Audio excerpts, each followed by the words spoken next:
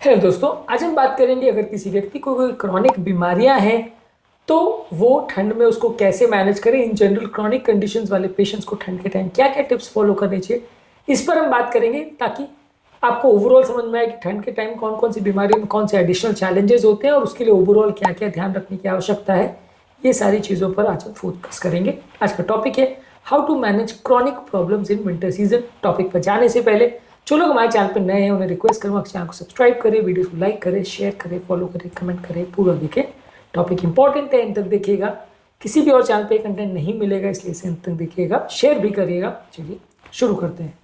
सबसे पहले ये मान के चलिए कि विंटर ओवरऑल कई क्रॉनिक बीमारियों को, खासकर जो इन्फ्लेमेशन रिलेटेड बीमारियां हैं या कार्डियोवास्कुलर प्रॉब्लम्स है जो बीपी, शुगर, कोलेस्ट्रॉल से अफेक्टेड होती है, इसको बढ़ा सकता है। क्योंकि ठंड में बॉडी की इम्यूनिटी कॉम्प्रोमाइज होती है, इन्फ्लेमेशन ज़्यादा होता है, आप खाना पीना बहुत ज़्यादा खाते हो, एक्सरसाइज कम करते हो, तो बहुत सारी बीमारियां गड़बड़ होती है। तो ये सारी चीज़ों को अगर आप प्रॉपरली एड्रेस करते हो, मैनेज करते हो, तो थोड़ा आपका हेल्थ बेटर रहेगा और आपका ओवरऑल क्रॉनिक कंडीशंस जैसे कि आर्थराइटिस है, एस्थमा है, हार्ट अटैक है, बीपी है, शुगर है, ये सब सारी चीज़ें बिगड़ेगी नहीं।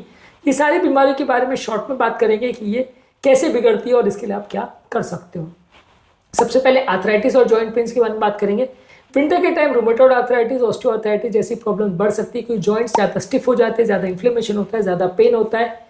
इससे बचने के लिए आप बॉडी को गर्म रखने का प्रयास कर सकते हैं, ठंड का ज़्यादा एक्सपोजर ना हो। इसके अलावा रेगुलर बेस पे एक्सरसाइज करिए, जैसे वॉकिंग, रनिंग, स्विमिंग, जॉगिंग। ये सारी चीज़ें आपकी ओवरऑल मसल की स्टिफनेस को कम करेगी, जिससे मसल की फ्लेक्सिबिलिटी बेटर होगी और पेन कम होगा।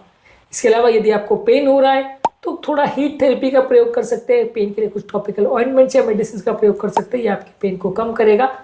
इसके अलावा आप कोशिश करिए कि अपने घर को विंटर प्रूफ रखिए। जितना ज़्यादा कंपेरेटिवली आपके घर पे थोड़ा गर्म वातावरण रहेगा, अच्छा रहेगा। इसके अलावा ठंड में लोग गिर के स्लिप होकर इंजरीज भी होने का चांस ज़्यादा रहता है, तो इस तरह का स्लिप प्रूफ मटेरियल या रग्स या मैट्स का प्रयोग करें जो आपके जॉइंट पेन्स और अर्थराइटिस के प्रॉब्लम के लिए बेटर रहेगा। इसके अलावा एस्थमा और रेस्पिरेटरी कंडीशंस जो कि ठंड के टाइम पे ज़्यादा होती है, ये भी बॉडी के इन्फ्लेमेशन से रिलेटेड होती है, ये भी एक इंपॉर्टेंट इशू होता है। ठंड के टाइम पे बहुत ज़्यादा बाहर मत निकलिए, बाहर निकल रहे तो स्कार्फ या मास्क का प्रयोग करिए। इसके अलावा बाहर के पोल्यूटेंट से अगर आपका एक्सपोजर हो रहा है, एटमॉस्फेरिक पोल्यूटेंट्स बहुत ज़्यादा ठंड में बढ़ जाते हैं, तो उससे खुद को प्रोटेक्ट करिए, मास्क पहनिए। बाहर के ट्रिगर से खुद को बचाने का प्रयास करिए, घर पे एयर प्योरीफायर का प्रयोग करके घर को क्लीन रखने का प्रयास करिए। और इसके अलावा एस्थमा की जो मेडिसिन आपको प्रिस्क्राइब की जाती है उसके डोजेस को बढ़ा सकते हैं, उसको प्रॉपर्ली मैनेज कर सकते हैं। एस्थमा से रिलेटेड इश्यूज को कैसे एड्रेस करें, ये ऑलरेडी हमने पूरे वीडियोस में डिस्कस किया है ठंड के टाइम, इसको चेकआउट कर लीजिएगा। इसके अलावा ठंड के टाइम कार्डियोवास्कुलर प्रॉब्लम जैसे बीपी, शुगर, कोलेस्ट्रॉल ज़्यादा बढ़ जाता है। खाद्य पदार्थों में होने वाले चेंजेस की वजह से और ब्लड प्रेशर ज़्यादा नमक की वजह से होता है, नलियाँ भी कंस्ट्रक्ट हो जाती है, जिससे ये प्रॉब्लम्स बढ़ने का चांस होता है। इसके लिए बॉडी को आप विंटर से प्रोटेक्ट करिए, बहुत ज़्यादा ठंड मत लगने दीजिए, बहुत ज़्यादा हैवी एक्टिविटीज़, एक्सरसाइज मत करिए, लेकिन एक्सरसाइज करना बंद भी मत करिए। बीपी, शुगर, कोलेस्ट्रॉल को रेगुलर बेस पे मॉनिटर करते रहिए, अपनी दवा को प्रॉपर्ली एडजस्ट करिए और घर पर एक्टिव रहने का प्रयास करिए, जिससे आपके ओवरऑल फिजिकल फिटनेस मेंटेन रहे और ओवरऑल आपकी बॉडी बीमारी से ग्रसित ना हो। जहाँ तक सवाल है डायबिटीज़ का, ठंड के टाइम डायबिटीज़ भी ज़्यादा होने का चांस रहता है। ठंड के टाइम हमारा ब्लड शुगर कॉम्प्रोमाइज़ हो जाता है, हम बहुत ज़्यादा मात्रा में मीठी चीज़ें ज़्यादा खाते हैं, ये हमारे ब्लड शुगर को कॉम्प्रोमाइज़ कर सकता है। इसके लिए आप अपनी डाइट को ठंड में प्रॉपर मॉनिटर करिए, रेगुलर एक्सरसाइज करिए, रेगुलर एक्टिविटी रखिए, मॉनिटर करते रहिए ब्लड शुगर को। बहुत ज़्यादा मात्रा में मीठी चीज़ें या शुगर वाली चीज़ें ज़्यादा मत खाइए, प्रोटीन्स वाली चीज़ें ज़्यादा खाइए, वेजिटेबल सूप्स ये सब ज़्यादा खाइए, फ्रूट जूसेस को अवॉइड करिए, फ्रूट्स थोड़ा ले सकते हैं, सब्जियाँ ज़्यादा ले सकते हैं, फास्टिंग वाली चीज़ें कर सकते हैं जो आपके डायबिटीज़ को कंट्रोल करती है और बॉडी को इन्फेक्शन से बचाइए। कई तरह के इन्फेक्शन जो है वो बॉडी के शुगर कंट्रोल्स को कॉम्प्रोमाइज़ कर सकते हैं, इसलिए इन्फेक्शन से बॉडी को बचाइए। इसके अलावा अगर किसी व्यक्ति को क्रॉनिक पेन या आर्थराइटिस या फाइब्रोमाइल्जिया जैसी प्रॉब्लम है तो ठंड में ज़्यादा बढ़ जाता है, तो ठंड में बॉडी को थोड़ा गर्म रखने का प्रयास करिए। जितना ज़्यादा ठंड का एक्सपोजर होगा उतना प्रॉब्लम बढ़ेगी। रेगुलर बेस पे एक्सरसाइज करते रहिए, वॉकिंग, स्ट्रेचिंग, योगा, ये सारी चीज़ें करने से मसल पेन और स्टिफनेस का प्रॉब्लम कंपेरेटिवली कम होगा। यदि पेन हो रहा है तो पेन को कम करने के लिए हीट थेरेपी या फिजियोथेरेपी का प्रयोग करिए, ये आपके पेन को कम कर सकता है। इसके अलावा कुछ पेन मेडिसिन का भी प्रयोग कर सकते हैं। इसके अलावा yoga, meditation, deep breathing exercise करके मानसिक तनाव को भी कम रखिए, इससे भी आपका बॉडी का पेन और फाइब्रोमाइल्जिया जैसी प्रॉब्लम्स कम होगी। ठंड के टाइम आप घर पे अक्सर बंद बंद रहते हो, इससे कोई डिप्रेशन या एंग्जाइटी जैसी प्रॉब्लम है तो वो भी बढ़ जाता है। इसको सीजनल इफेक्टिव डिसऑर्डर बोलते हैं, जो कि ठंड के टाइम ज़्यादा देखने को मिलता है। इससे अपनी मेंटल हेल्थ को प्रोटेक्ट करने के लिए आप धूप में बार बार टाइम स्पेंड करिए, इससे भी आपका माइंड अच्छा रहेगा और डिप्रेशन, एंग्जाइटी की प्रॉब्लम थोड़ी कम होगी।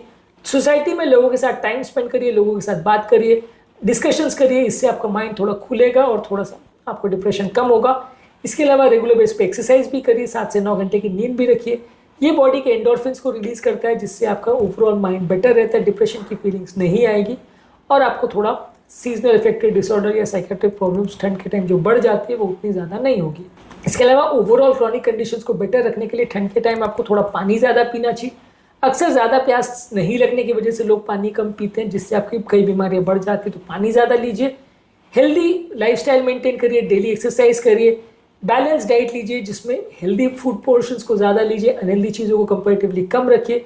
रेगुलर हेल्थ मॉनिटरिंग करते रहिए, अपनी बॉडी को प्रॉपर ध्यान रखिए, फिटनेस का प्रॉपर ध्यान रखिए। घर पर अगर टाइम स्पेंड कर भी रहो तो कोई व्यसन नहीं होना चाहिए।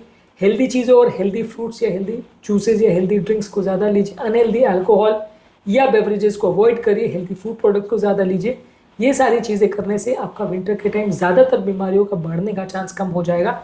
स्पेसिफिक बीमारियों के लिए क्या क्या कर सकते हैं और क्या क्या नहीं करना चाहिए, इस पर हमने ऑलरेडी अलग अलग वीडियोस किए हैं। कौन कौन सी सिस्टम में प्रॉब्लम्स आ सकती है, जैसे पेट की प्रॉब्लम, किडनी का प्रॉब्लम, ब्रेन का प्रॉब्लम, लंग्स का प्रॉब्लम, ये सारे हमने अलग अलग वीडियोज़ में एड्रेस किया है। इनको ज़रूर चेकआउट करें। टॉपिक एंड करने से पहले जो लोग हमारे चैनल पर नए हैं उन्हें रिक्वेस्ट करूँगा कि चैनल को सब्सक्राइब करें, वीडियोज़ को लाइक करें, शेयर करें, फॉलो करें, कमेंट करें, पूरा